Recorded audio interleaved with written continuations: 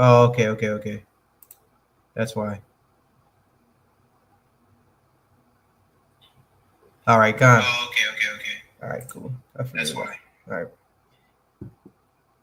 Hey, all right, shalom, shalom. Hey, first and foremost, I would like to give all praises, honor, and glory unto Yahweh, Bahashem, Yahweh Shai. Double honors to the sincere apostles and elders of Great Millstone, who are my teachers, and peace and salutations to you brothers out there preaching this word in truth and sincerity. This is the brother Yahweh Sap with another lesson, and as you can see from the title, man, it's happening at warp speed, man. So everything that we're seeing, hey, shalom, Mashaki, Yahweh Bahashem, Yahweh Shai Brakatah. Hey, we're seeing everything happen at warp speed, man. And this is just something that was inspired off a conversation that brothers were having in the chat, posting articles and seeing things that are happening in the world. And what we're seeing, man, is just nonstop judgment. Just go out, man. Nonstop judgment, just continuously happening, man. There's judgment coming upon Jake, man, you so-called Negroes, Latinos, North American Indians, you true biblical Israelites. All right, which we know to be Jacob's trouble. All right, and we see martial law about to be implemented, man. We see these pestilences, these sicknesses getting worse, man. You see World War III happening, man. Food prices shooting up, gas prices, all these things are happening, and it's happening just right off the bat, man. Just one thing after another. And so I don't want to I want to go ahead and touch on a few things, but before I do that, I want to actually get into what warp speed is. Because as you know, warp speed is actually something that's been fictionalized. And so that term warp speed refers to the highest possible speed.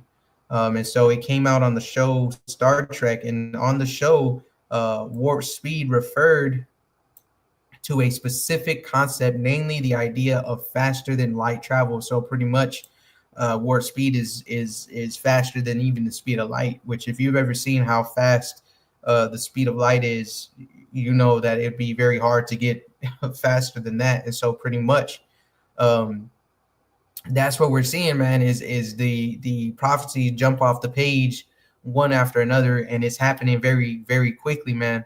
And it's a beautiful thing, man. This shows, hey, this should be hyping you up, man. This should be putting spirit upon you to do more, because this is what we've been waiting for.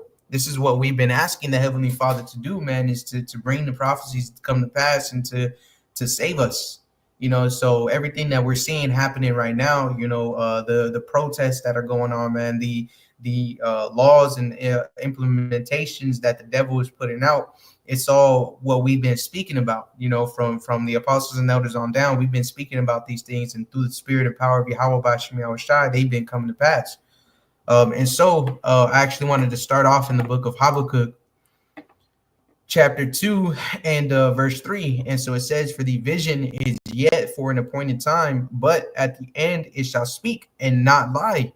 Though it tarry, wait for it, because it will surely come. It will not tarry. And so that's right, though it tarry. And I want to go ahead and get that word tarry in the etymology.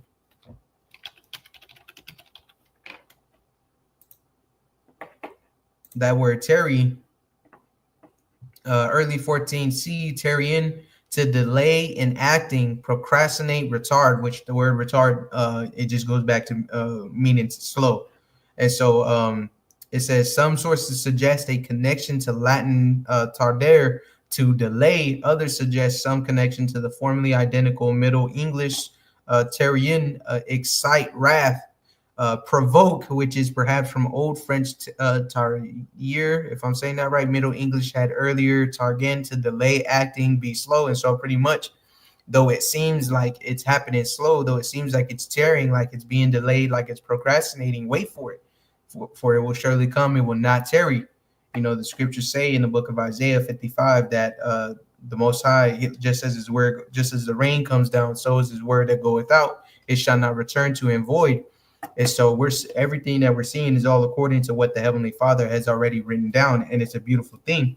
And Shalom Malaki, and so there's a lot that's happening, man. There's a lot that's going on, and it's almost daily at this point. Well, really, it's daily that something is happening, man. There's something that's going on, a new law that's being passed by this rough king Donald Trump. He's been passing law after law, and it's persecuting the saints, man. It's ushering in Jacob's trouble, and you got like Native Americans being arrested, man. You got just regular U.S. citizens being arrested. I actually just seen this article of these people that were arrested. They were just speaking Spanish.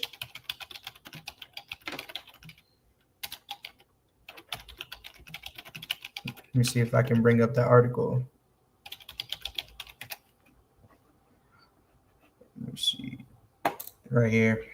U.S. citizens reportedly detained after being overheard speaking Spanish. So it says a toddler, his mother, and his grandmother, all American citizens, were detained and taken to an immigration detention center by U.S. officials in Milwaukee after they were overheard speaking Spanish, according to a Monday report by Telemundo Puerto Rico. Speaking to Enterate host Millie Mendez, a member of their family said they were taken into custody while shopping at a department store and were denied the chance to speak to officers until they arrived at the detention center.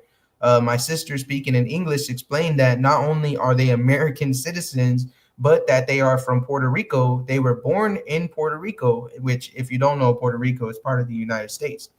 It says the family member who spoke anonymously for the family member said officials became apologetic.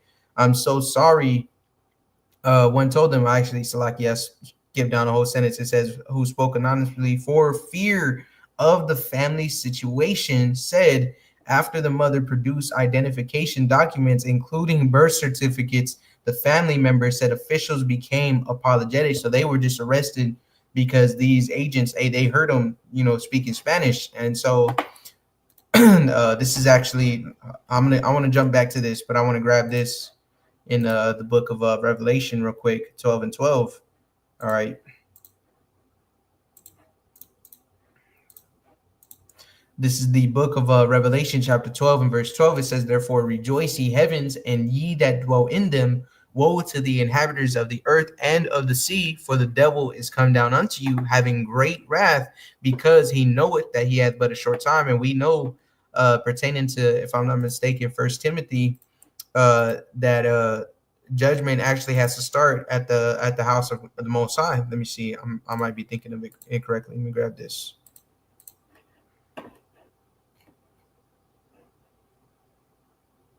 Con. It was First Peter chapter 4 and verse 17. It says, for the time is come that judgment must begin at the house of Yahweh. And if it first began at us, what shall the end be of them that obey not the gospel of the Most High? And brothers, we've been going through it, man. There's been persecutions, things that we've been going through, but now we're seeing that judgment that's starting to come upon our people. All right, which this is actually spoken about. I'll grab it in Jeremiah. This is actually spoken about, man, that the Lord was going to go ahead and have a time of Jacob's trouble. All right, so this is the book of Jeremiah, chapter 30, and I'm gonna start at verse 5. Well, I'll start at verse 4. And these are the words that Hadawan spake concerning Israel and concerning Judah, so both the northern kingdom and the southern kingdom. It says, for thus saith Hadawan, we have heard a voice of trembling, of fear, and not of peace. A lot of you, Jake, man, you thought that Trump was going to bring you peace, when in actuality, he's making things a lot worse for you. All right. He's causing food prices to go up. He's putting tariffs on all these different companies. I'm not companies. So like these different countries like Mexico, Canada. What else is he putting tariffs on, man? And it just these different countries that he's putting tariffs on, which is driving food prices. It's going to drive all these prices up, man. The price of technology, your phone is already expensive. You're paying what, $1,500 for an average phone. Well, now those phones are going to go up, man. $3,000, $4,000. All right, your rent price is going to go up. The cost of living in general is just going to skyrocket. Because not only are we entering into, well, we've been in a recession, man. We've been in a recession. But not only are we in a recession, but now you got these tariffs. Now you got all these laws that are being put into effect. Trump, he's stopping the federal grants. All right, he froze the civil rights department, man. So there's a lot that's happening, man. And we know pertaining to Habakkuk 2, the vision is yet for a appointed time. At the end, it shall speak. And this is how we know that we are at the end. And so, continuing it, it says in verse 6, it says, "Ask ye now and see whether a man doth travail with child. Wherefore do I see every man with his hands on his loins as a woman in travail, and all faces are turned into paleness." And that's right. Why are we seeing this? Well, because it's the day of wrath, man. The day that the Heavenly Father is going to go ahead and he's gonna get his hands dirty in a sense. And so it says, verse 7, "Alas, for that day is great, so that none is like it. It is even the time of Jacob's trouble, but he shall be saved out of it." That he, talking about the elect remnant and that 1/3. So it is even the time of Jacob's trouble, which y'all know me, man. I'm going to go ahead and grab this definition in the etymology, that word trouble. All right. C1200, troubling, produce mental agitation or emotional turmoil, man. You look at the people in TikTok complaining about everything that's going on, man. You see they're mentally agitated, man. So it says inflict suffering on, to trouble, disturb, make cloudy, stir up, to mix, to trouble, make turbid. The lighter sense of pester with requests, ask importunately. All right, and so easily stirred up, agitation of the mind, emotional turmoil. You get the point. Trouble, disturbance. So pretty much, this is the time of suffering. And you have a lot of people, man, that are just complaining. Matter of fact, I wasn't gonna pull anything like this up, but we'll go ahead and see how do I want to word this.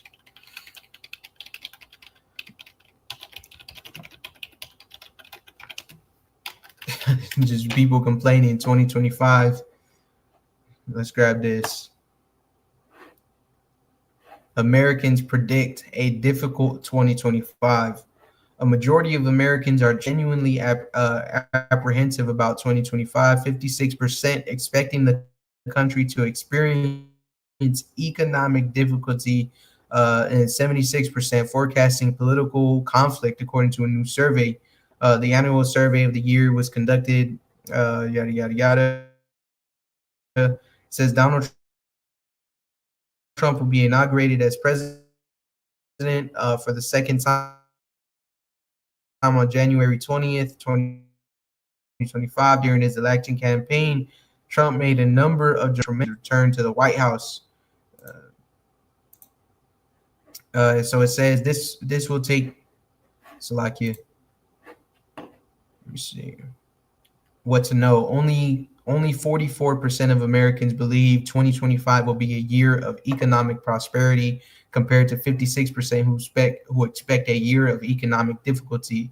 Some 62% of Americans expect the federal budget deficit, which grew to over 1.8 trillion in fiscal 2024, to increase further in 2025, while 37% believe it will be reduced. So pretty much people they are expecting this year to be very difficult. And this year it literally started off with a bang. Quite literally, and so it's only been getting worse. You got these LA fires, man. You got the wars. It's getting amped up, as we're about to get into. I'm trying to actually just pull up articles or even videos. Staring down the abyss, common dreams. Offers an intriguing mix of the certain and the uncertain. Here's what certain.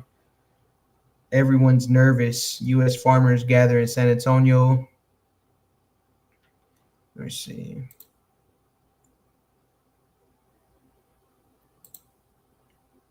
there's a lot that's going on. Worries about life in 2025. 2025, a year of turmoil and change in the American politics. Hey, so why is the black community scared of 2025? Let's look at this, man. Just through the spirit, just through the spirit. We're only 3 days in, but terrorist attacks, man, these things, bro. Terrorist attacks and political upheaval are already hanging over everyone's heads. It says the new year is supposed to bring new blessings, new energy, and a fresh start. But for Black Americans, 2025 is already sizing up to bring the same old problems from the year before. And so it says, just think about it. We're only 3 days into the new year, and already the country has been ravaged by multiple terrorist attacks, political upheaval, and continuous forms of violence. And we all know that Black folks get the brunt of it all. If that wasn't enough, in just a couple weeks, President-elect Donald Trump is set to return to the Oval Office, and a second term is set to include his plans of mass deportation, the horrifying Project 2025, which he unconvincingly denied affiliation with, and abolishing DEI projects. Many Black Americans are frustrated at the state of the nation. Many of us are scared for the future. Some even think it'll be all downhill from here. And so, hey, that's just the state that you Americans are in. All right, because hey, the Lord, he's not playing any more games, man. And hey, as soon as Trump got into office, he went ahead and started signing, man. Let's look this up, man. How many laws or how many executive orders? Dang.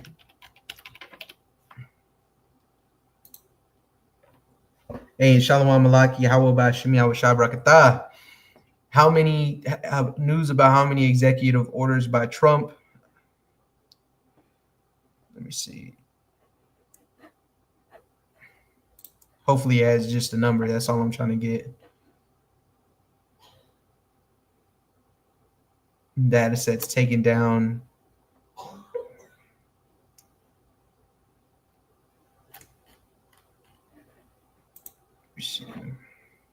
I want to get the excuse me. excuse me, Salakia. I want to get the exact number, man, because it's been just one after another that he's been passing.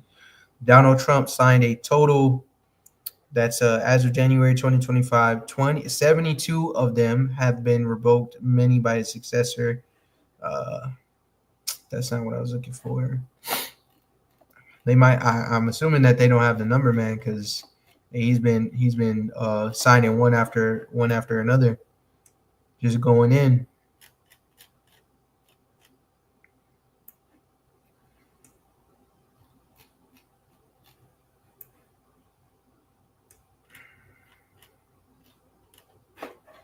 Let me see.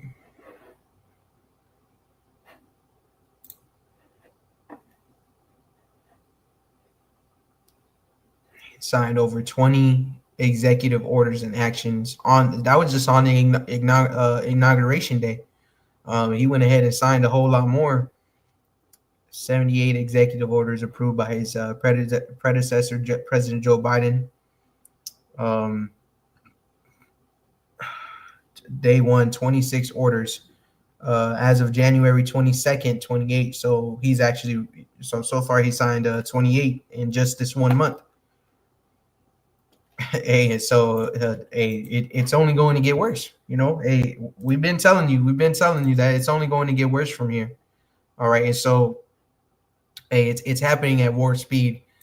And so now I'll go ahead and jump into some articles that I got. Then we'll get a couple more precepts, and then we'll move on, man.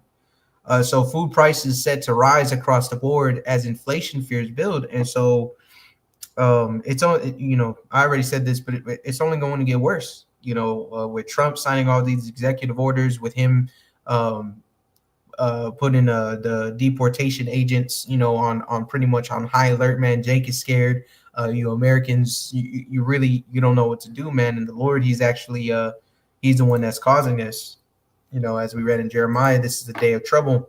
And so I want to go ahead and before I continue with that article, I want to get this precept in Zephaniah chapter 1, man. And so it reads, the great day of Yahweh is near, it is near and hasteth greatly.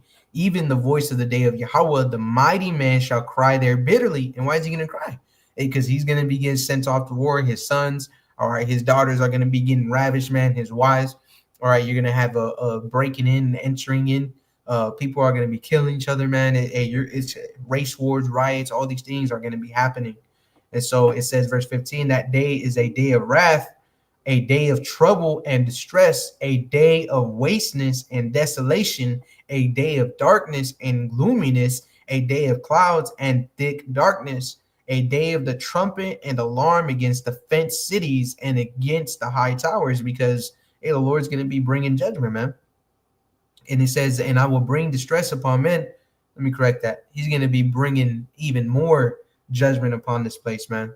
All right. And so it says, and I will bring distress upon men, that they shall walk like blind men, because they have sinned against Yahweh, and their blood shall be poured out as dust, and their flesh as the dung. Hey, you get that word distress. Let's go ahead and get this. Distress, extreme anxiety, sorrow, or pain. Cause someone anxiety, sorrow, or pain. Let's look up the etymology. I'm sure it's not going to be any different, but I like always getting the just something I like doing, man. Suffering, distress, afflicted with pain or trouble. And so this is the state that you Americans are in right now. All right. So back in Zephaniah chapter 1 and verse 18, neither their silver nor their gold shall be able to deliver them in the day of Yahweh's wrath, but the whole land shall be devoured by the fire of his jealousy, for he shall make even a speedy riddance of all them that dwell in the land. Even a speedy riddance. There we go. A speedy riddance of all them that dwell in the land for their wickedness, for their disobedience towards the Heavenly Father, man, for their pride, for all the abomination that they have committed in the sight of the Heavenly Father. They're going to pay for it, man. All right. And it's starting. All right. You got food prices going up. Egg prices, man, $15 for some eggs. All right. $15. It's worse than the Great Depression. And so it says food prices surged back in this article. Food prices surged at their fastest pace in 9 months in January and will rise across the board this year. A new survey has suggested, raising concerns about the potential resurgence of inflation this year, which inflation never stopped. Food prices have been going up, man. Last time I went to the grocery store, the milk was $5.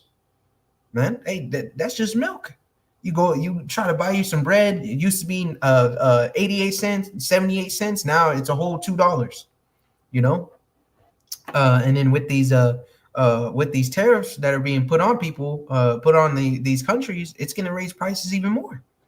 So it says the British Retail Consortium's Shop Price Index showed that food prices rose 0.5% month on month, up from 0.1% in December. This month's figure showed early signs of what is to come, said Helen Dickinson, chief executive of the BRC, nothing that ambient food prices rose 1% on the back of a spike in sugary products, chocolate, and alcohol. And what's that saying in Isaiah? Let's grab that. Strong drink shall be bitter to them. Let's grab that. Isaiah 24 and verse 4. I want to read from verse 4, but I also want to get right to the point. Hey, through the Spirit, man. Verse 4. It says, Isaiah 24:4, the earth mourneth and fadeth away, the world languisheth and fadeth away. The haughty people of the earth do languish because they're exhausted. You get into that word languish, it means exhausted. They're exhausted because they're being bombarded by their bills. They're being bombarded by these food prices. Now they're having to look over their shoulder, see if they're going to get deported. They might be speaking gibberish. They might be speaking in Spanish. You know, their kid might say "ubu gaga," and a deportation agent drops down from the fucking ceiling and takes them, man. You know, these are the things that are happening. And so it says, continuing in verse 5, the earth also is defiled under the inhabitants thereof because they have transgressed the law. So it's not just for no reason. It's because they transgress the laws, man. They are disobedient toward the Heavenly Father. They have froward hearts. And so it says, because they have transgressed the laws, changed the ordinance, broken the everlasting covenant. And this is for you so-called Negroes, Latinos, and North American Indians, man, because you're disobedient. You were the main ones that are disobedient unto the Heavenly Father. And now you're being troubled.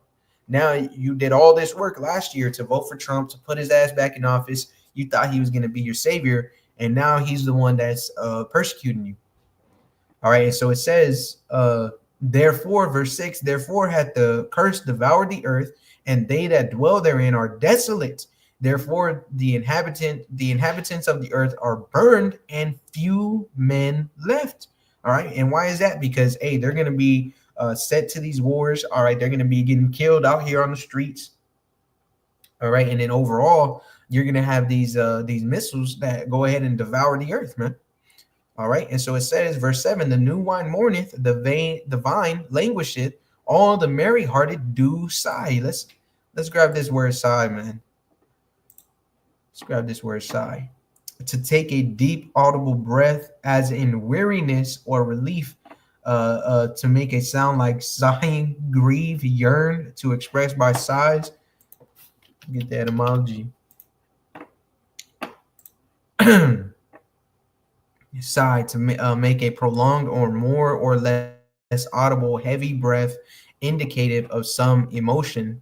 To sigh, which is perhaps echoic of the sound of sighing, as an expression of grief or trouble in mind. So they're troubled in mind, so they're sighing, man. Wow, how am I gonna pay my bills, man? You know, I make 1,500 a week, and that's still not enough. You know, how am I gonna support my family? You know, hey, I just got this letter that's telling me I'm being drafted into the army because I gotta go fight this war, and I don't want to. These are the type of complaints that these people are going to be having, man. They're going to go to the grocery store. They're going to go in with $200. They're going to come out with 5 items. You know, all I could afford today was bread. You know, all I could afford today was bread, milk, and eggs. That's all I got. You know, that's all I was able to get. You know, so hey, it's gonna happen very suddenly. Let me grab this in the book of let's see.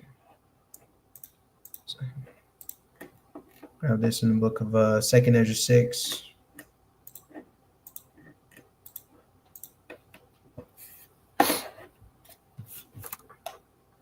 Now I pray this is making sense so far.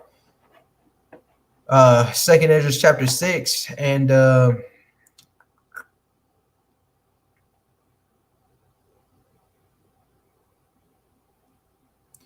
right, 2nd Ezra chapter 6, and I'm gonna start at verse 18. And it said, behold, the days come that I will begin to draw nigh and to visit them that dwell upon the earth, and will begin to make inquisition of them, which that word inquisition means examine, pretty much. It means to investigate. So the Lord's going to be investigating. And it says, and will begin to make inquisition of them, what they be that have hurt unjustly with their unrighteousness. And when the affliction of Zion shall be fulfilled, and when the world that shall begin to vanish away shall be finished, then will I show these tokens. So now we're seeing the world, this world, is starting to vanish away. That's why everything is happening quicker and quicker. All right, that's why these laws are being in place. And the elder Yahweh made a good point earlier. He has said that sometimes the Lord will expedite things. You know, he'll make things happen quicker. And why? For the elect's sake. You know, and we'll get into that Adawan Radazah, but for the elect's sake, he's making these days draw shorter and shorter. And so it says, and when verse 20 again, and when the world that shall begin to vanish away shall be finished, Then will I show these tokens. The books shall be opened before the firmament, and they shall see all together, meaning that it's gonna be one after another. Prophecies they're all gonna come to pass. And so it says, verse 21, and the children of a year old shall speak with their voices. The woman with child shall bring forth untimely children of 3 or 4 months old, and they shall live and be raised up. And suddenly shall the sown places appear unsown. The full storehouses shall be found empty. And the trumpet shall give a sound, which when every man heareth, they shall be suddenly afraid. Why? Because it's going to happen suddenly. All right, let's grab that word suddenly. Quick, quickly and without warning, unexpectedly. And look at that, it's in big bold letters, man. Quickly and without warning, which really these people, they're not without warning, man. Then you have the prophets out on the highways and hedges, and they're out on these epistles, man, day in and day out, letting these people know what's to come every day, you know. So, and suddenly shall the sown places appear unsown, the full storehouses shall suddenly be found empty, and the trumpet shall give a sound, which when every man heareth, they shall be suddenly afraid. At that time shall friends fight one against another like enemies, and the earth shall stand in fear with those that dwell therein. The springs of the fountain shall stand still, and in 3 hours they shall not run. And why is that? Because it's going to be happening very quickly, man. It's there's no more delaying it. Hey, we've been seeing that these prophecies have been feeling like they've been being delayed, but now we're getting to a point to where it's no longer feeling like that. Now it feels like, hey, it can happen tonight, man. It can happen tomorrow. You know, it can happen yesterday that we get saved. You know, it's all at this point. It's a matter of time. It's a matter of time. You know, at this point, it's not a matter of if, it's a matter of when. You know, brothers are predicting, you know, maybe 5 months at the most. You know, some brothers are saying maybe 6 to 8 months. You know, but we don't see this kingdom lasting another year. Just look at how much happened in January. And last year, yeah, it happened quickly. There was a lot that happened in January, but this year's, man, it was jam fucking packed, man. You know, so it's gonna happen. Continuing in verse 25, whosoever remaineth from all these that I have told thee shall escape and see my salvation and the end of your world. So Adawan Radazah, man, we are those that escape. We are those that, by the hair of our chinny chin chin, we get saved, man.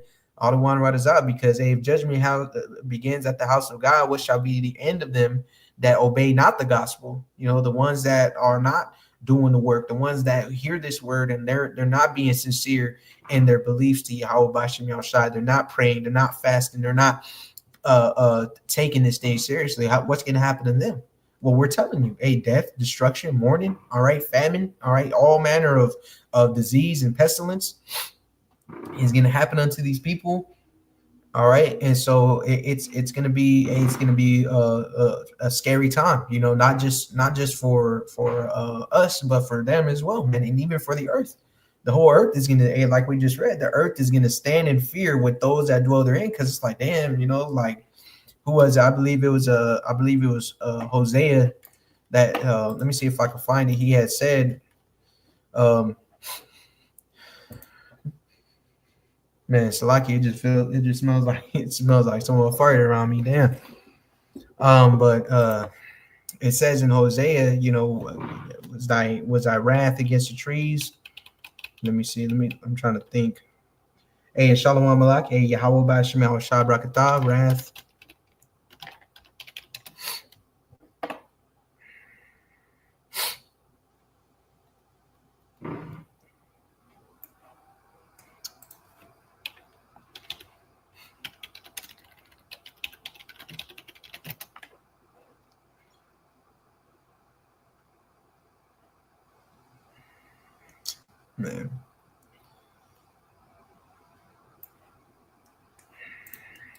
Man. Was that wrath against the trees? Was that anger? Let me see.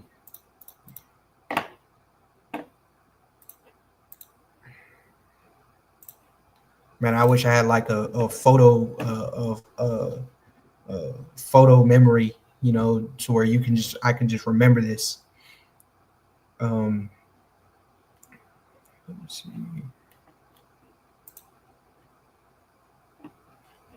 Let me check Hosea 1. No,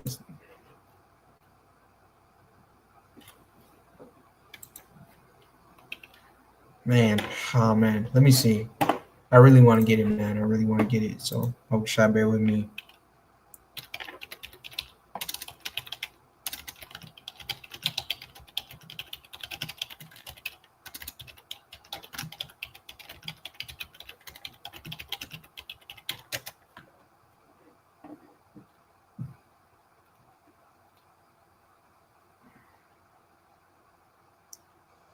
If any of you brothers happen to know the scripture I'm talking about, Bible Shad, post it. Bible Shad, post it, because that's a yeah, that's a scripture, man. Because hey, the Lord, it's gonna let me see, rivers, because he also mentions the rivers. Okay, Khan, hey, it was in Habakkuk. Hey, that's the spirit called Allah Yahweh Bashim Yahweh Shai. We grab this in Habakkuk. Salakia. I could have swore it was in Hosea.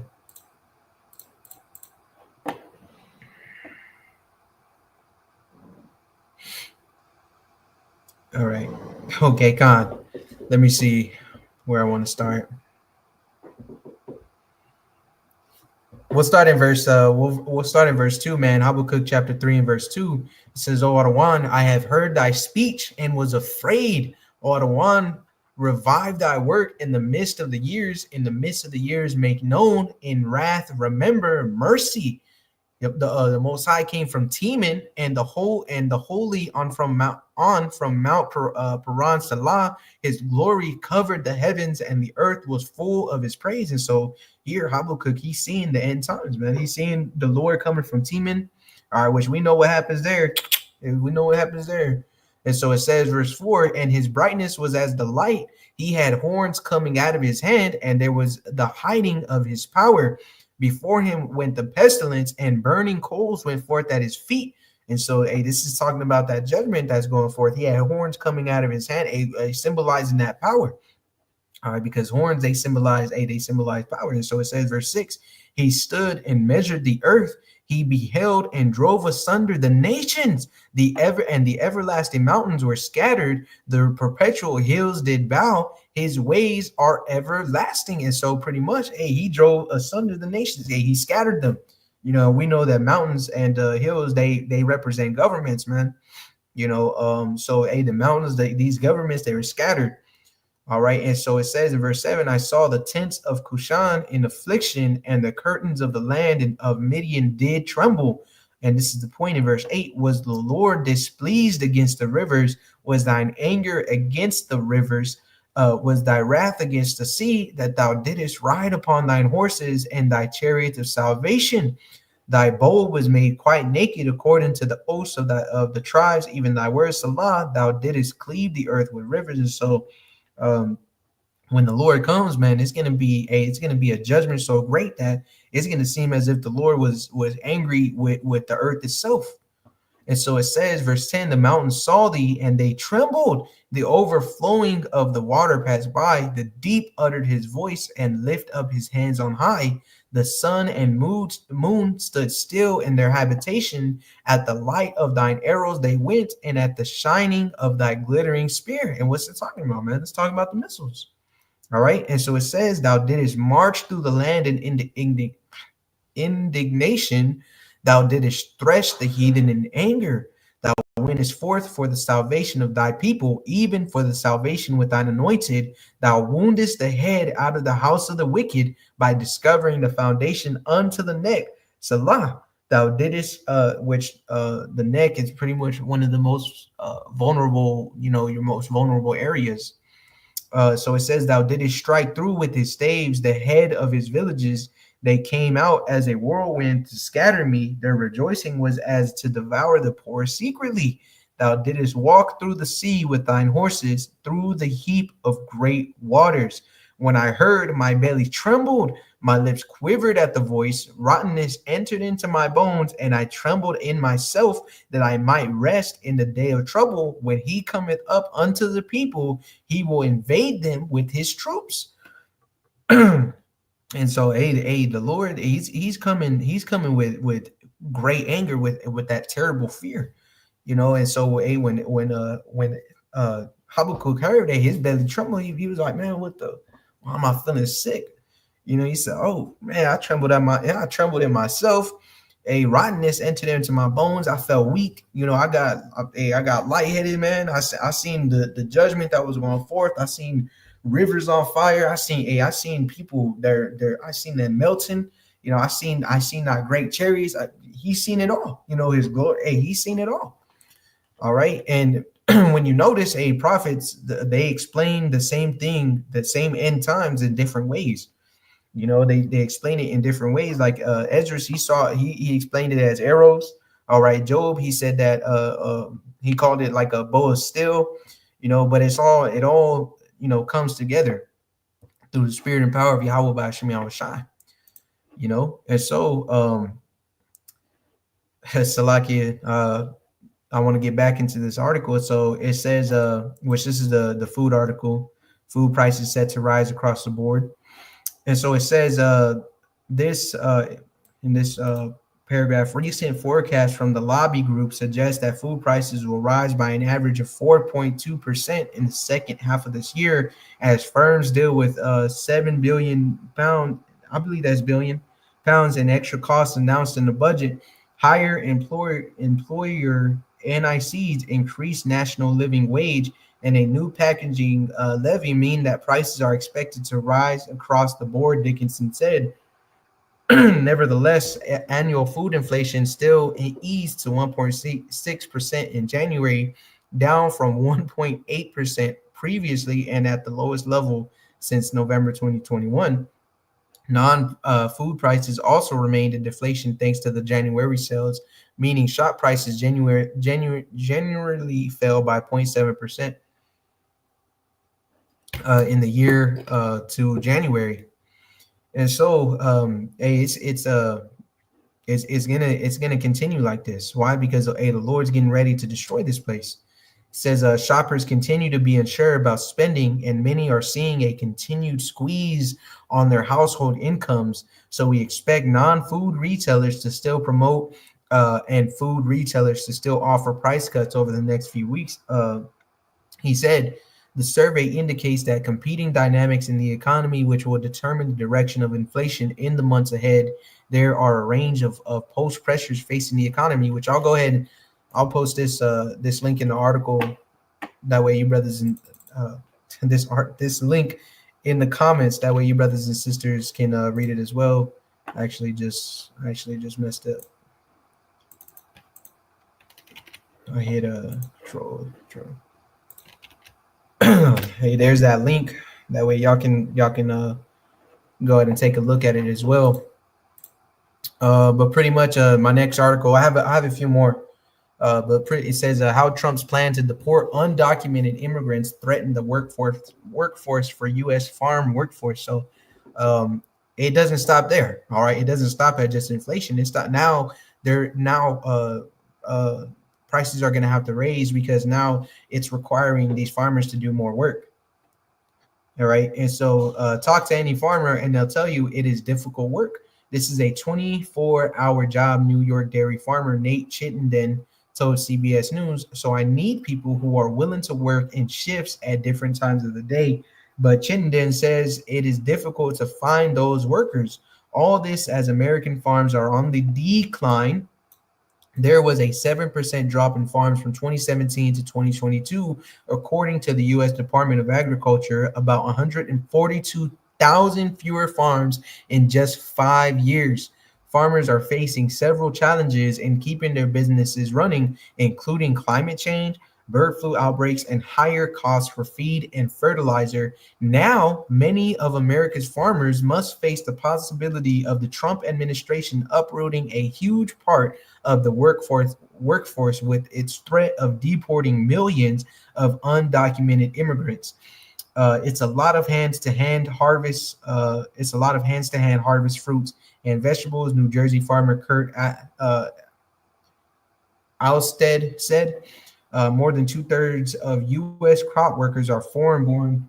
Um, are foreign born, according to the USDA. Many of them came to the country through the H-2A visas, but officials estimate that 42% of the workers are undocumented migrants, which they were actually saying at first that it was 44%. And so it says, since his first day in office, President Trump has already issued a slew of executive actions to start reshaping federal immigration and border policies. Many of them are expected to face significant legal challenges, but the administration has created fear and uncertainty in the community. United Farm Workers, a labor union, says there has already been an uptick in migrants asking for help. So now you're the food that you have on your table, you got strawberries, oranges, bananas, uh um you got what else, things like lettuce, carrots, cabbage, things you may not even think about, onions, potatoes, that these come from the farms, man. And if the workers are being affected, there's no one there to go and grab this food and to get it to the stores in a timely manner. Then that food is eventually is going to go bad because there's not enough workers here in America that are willing to work, not even just willing, but are even capable of working that hard to go out there in the heat of the day, and pick the strawberries off the strawberry bush, man, to get those blueberries, to get the onions, to pull the potatoes. They're not willing to, they're unable to. Most people, they want to be um they want to be what's it called, like computer engineers. They want to be something that has to do with the cyber, like cyber security. They want to be something along those lines. They think of farm work as a poor people work. If you're a farmer, then you're poor. You don't make a lot of money. You work hard. And yada yada yada. And so the ones who are willing to do that work because you can get paid under the table, you don't really have to, you don't have to uh, um, worry about like a 401k and insurance and all that. You don't have to worry about applying and having to wear a suit. You get you some work boots, put a hat on. You might have some jeans, and a short sleeve shirt and a pair of gloves, and you just get to work. So a lot of these immigrants, they come to work, especially of the Northern Kingdom. They come here, and they get to work, bro. They're willing to do it, because it pays more than what they were getting paid in their country. And so they're like, oh yeah, it's easy work, and they're able to do it. But you take these workers away, then what's going to happen to all that food that's there? Well, it's just going to sit there. That's what's going to happen. And so it says anything that happens from a policy standpoint that reduces people in our workforce is going to make it very difficult for industry and certainly for agriculture. Alstead said we should be in big trouble, or we would be in big trouble if we lost workforce. That's right, huge. Fewer workers could mean less homegrown produce, according to University of Montana economist Diane Charlton. Because we have been importing a lot of these foods already, the consumers might not see a really big impact in the grocery store, but there will be less domestically grown fruits and vegetables, Charlton said. It's still unclear exactly how Trump's mass deportation plan would affect farm workers.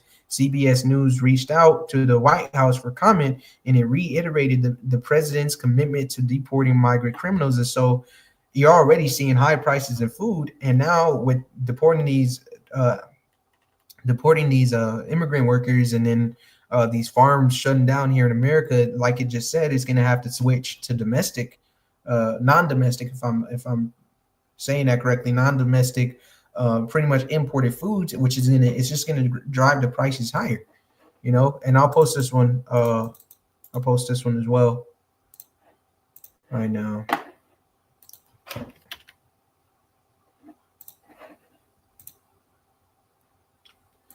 All right. So for my next article, touching up on what's happening in the world, war wise. World War III has already begun as we prepare for serious conflict with Russia and China.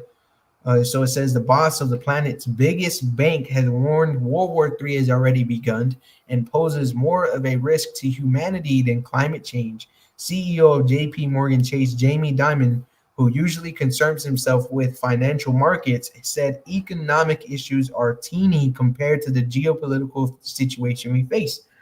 It says the influential banker pointed to the wars in Ukraine and the Middle East, as well as cooperation between U.S. enemies Russia, China, North Korea, and Iran as the reasons for his grim outlook. He told the Institute of International Finance's annual meeting they are clearly talking about dismantling the system or world order set up by the Allies in the wake of World War II. The risk is extraordinary, he said. World War III has already begun. You already have battles on the ground being coordinated in multiple countries. So we've been telling you this. And we've been telling you the things that are happening. All right. And matter of fact, the scripture told you as well. Let's grab this in Revelation 11, man.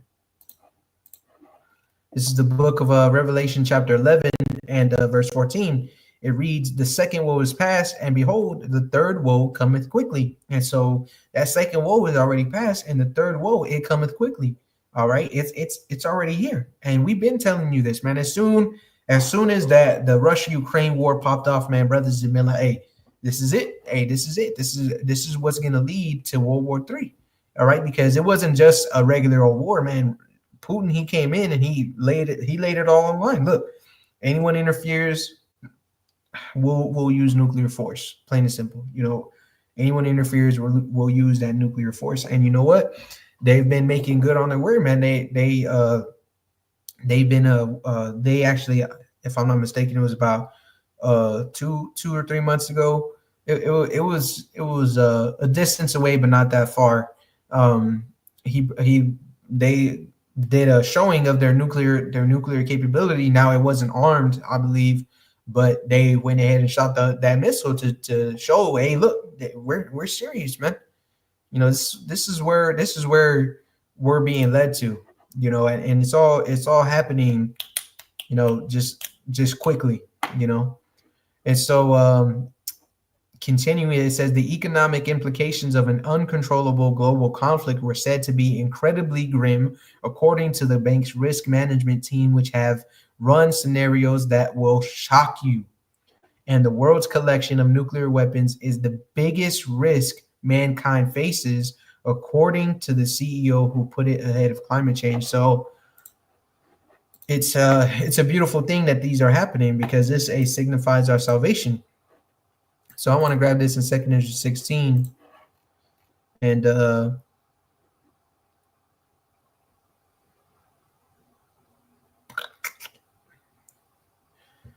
going to start at verse 11. So 2 Ezra 16 and verse 11, Yahweh shall threaten, and who shall not be utterly beaten to powder at his presence? The earth quaketh, and the foundations thereof. The sea ariseth up with waves from the deep, and the waves of it are troubled. And the fishes thereof also before Hadawan, and before the glory of his power. And that's right. It's the same thing as you see out here, Habakkuk saw. Why? Because when the Lord comes, the whole earth is going to tremble. It says, for strong is his right hand that bendeth the bow. His arrows that he shooteth are sharp, and shall not miss when they begin to be shot into the ends of the world. It's talking about the missiles. All right, for strong is his right hand that bendeth the bow. And so it's gonna be beautiful, man. All right, and they shall not miss. Why? Because his spirit is actually gonna be guiding them. And so it says, verse 14, behold, the plagues are sent and shall not return again until they come upon the earth. The fire is kindled and shall not be put out till it consume the foundation of the earth.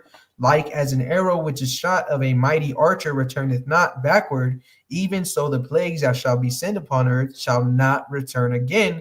Woe is me, who would deliver me in those days. And that's right, because the prophets, they all knew one thing, was that when the Lord, when he sends his son Yahushua to return, and it's the end of Esau's world, the end of this wicked kingdom, it's going to be a time like no other, a time that we've never seen happened upon the earth before.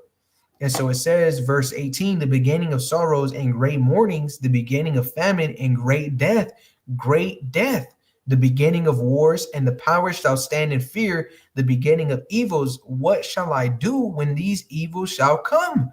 And Ezra, man, he knew that he was of the elect. The Lord told him. The Lord told him a few chapters back. Look, you're none of this is laid out for. He told him straight up, look, this is not for you. This is for them.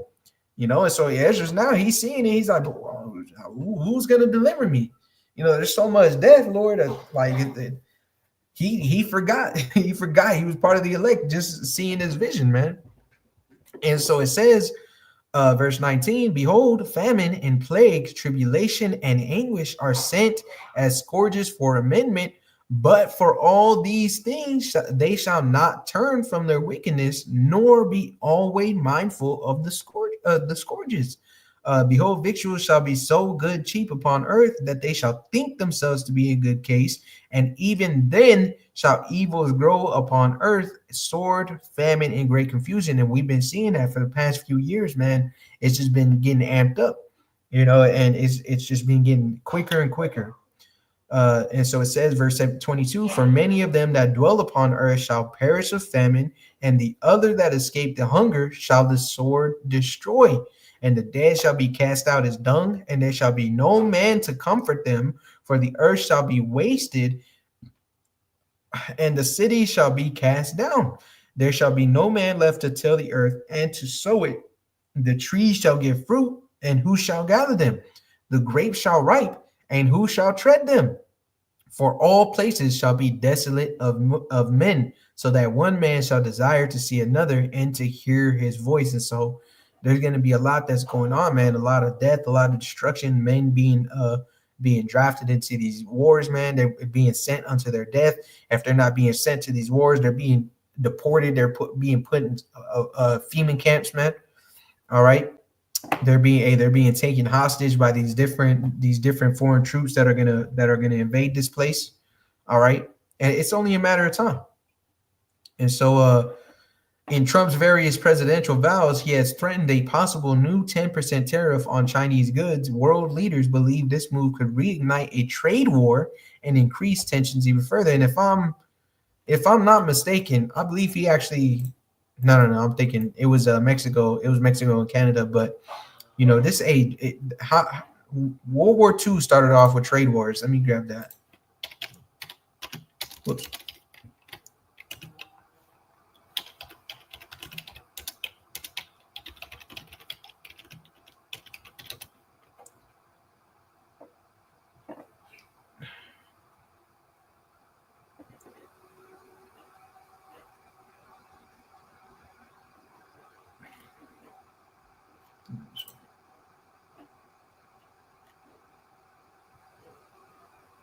Man, what the hell?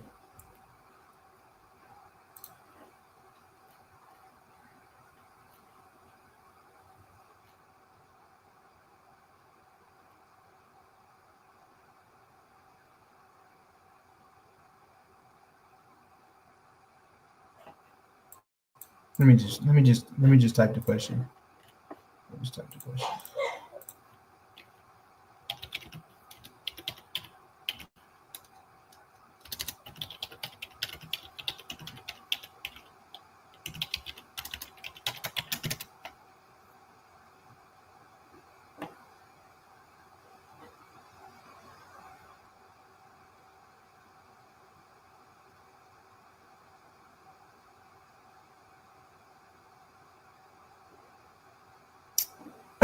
World War II began in Europe on September 1st, 1939, when Nazi Germany invaded Poland, leading the United Kingdom and France to declare war on Germany.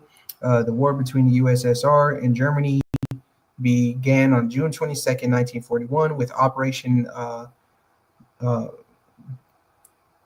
Barbarossa, if I'm saying that correctly, the German invasion of the Soviet Union. There was a hostile attitude among many states as international trade collapsed and protectionism and trade tariffs became the norm. And so it's the same thing that we're seeing today. You know, that which is new, that which is that which has been is now, as it says in Ecclesiastes 3. You know, so you had the invasion between uh, Russia and Ukraine, and then now you're having all manner of wars that are taking place round about. The same thing was happening back then, and the same thing's happening now. It's nothing new under the sun. All right, let me close this, and I'll go ahead and post this one. I'll go ahead and post this one as well.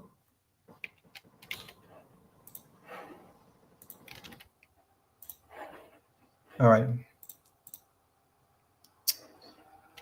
FBI begins preparing for World War III in New York in large-scale military exercise. As a matter of fact, the brother has sent a video of this person they were recording, and they had heard the they had heard the sirens going off, or not the sirens, the speakers going off, telling them, hey, there's a training exercises being put in place.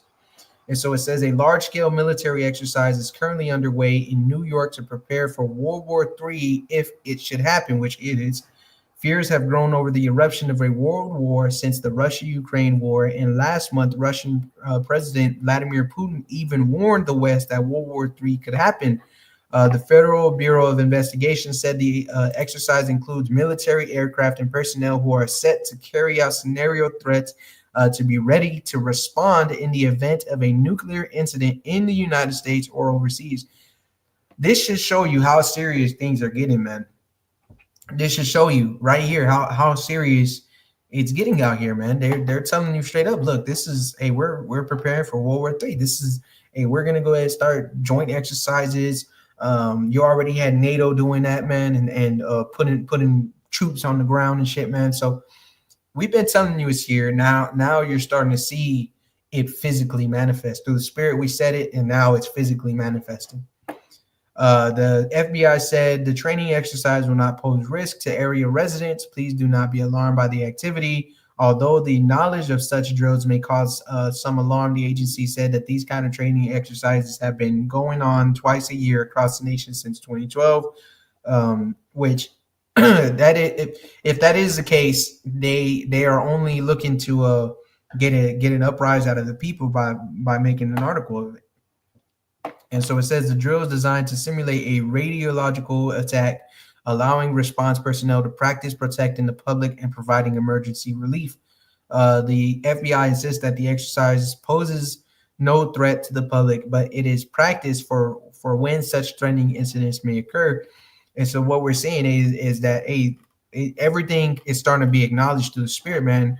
We're starting to see that everything that we've been saying is starting to come to pass. And it's a beautiful thing. You know, the Lord is making good his word, you know. The Lord, everything that we're seeing is just more proof and evidence of what is written in the scriptures. And so I wanted to grab this in the book of Isaiah. I quoted earlier, but I want to go ahead and just grab it. Isaiah 55.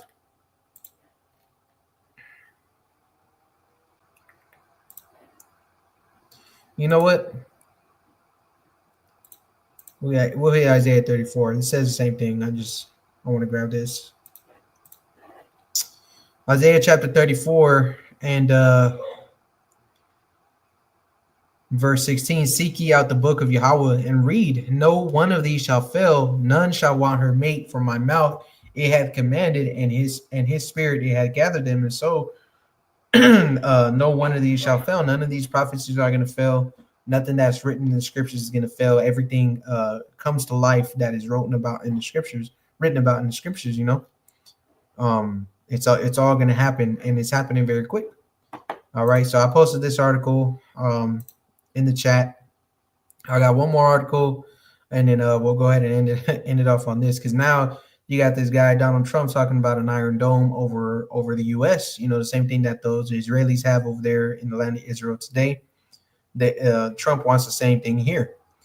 And so it says President Donald Trump has signed an executive order to forge ahead with an American version of Israel's famed Iron Dome air defense system, although pressing questions remain about how the Republican and his newly installed defense officials plan to pull this off. Why it matters. The Iron Dome is an Israeli air defense system that intercepts incoming short-range rockets and shells as part of the country's layers of advanced air defenses. The U.S. supported its development, and so we saw last year that the Iron Dome actually failed. So this isn't going to do nothing. Hey, was it Jeremiah? We would have healed Babylon, but she's not healed. Let's grab that. Matter of fact, there's actually stand now with our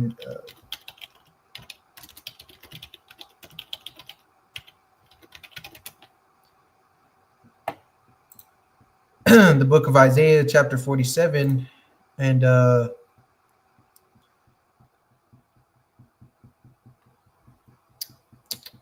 start at verse 10. For thou hast trusted in thy wickedness, thou hast said, none seeth me. Thy wisdom and thy knowledge, it hath perverted thee, and thou hast said in thine heart, I am, and none else besides me. And we see that clearly from this devil, Donald Trump. And we see how prideful this man is.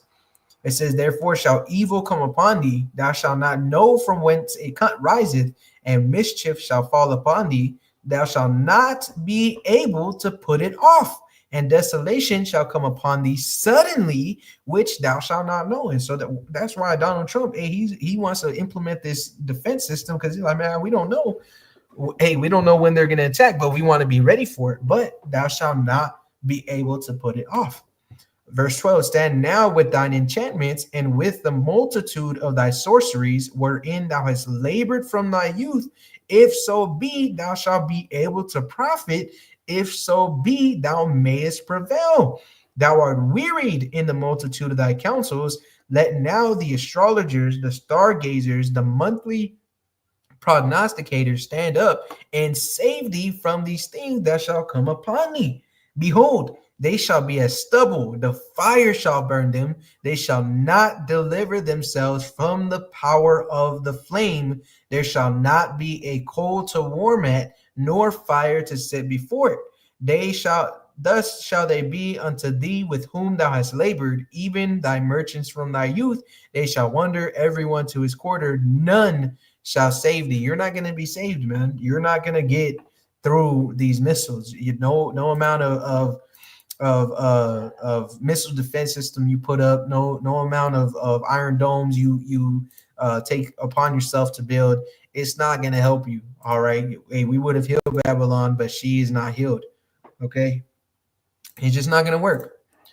So it says experts have dismissed the analogous design for the U.S. as impractical.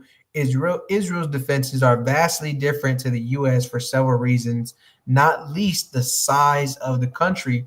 But an American Iron Dome has been understood by some as a euphemism for a more comprehensive layered defense against countries like Russia, China, or North Korea. And that's because this comes after Russia and China. They've been telling the whole world, look, we got missiles that not even Israel's Iron Dome can stop. And they've made good on their word. It says the U.S. military already operates a range of systems to intercept missiles or other types of aerial attack, like the ground-based Patriot that has been used in Ukraine and the Terminal High Altitude Area Defense System deployed to Israel.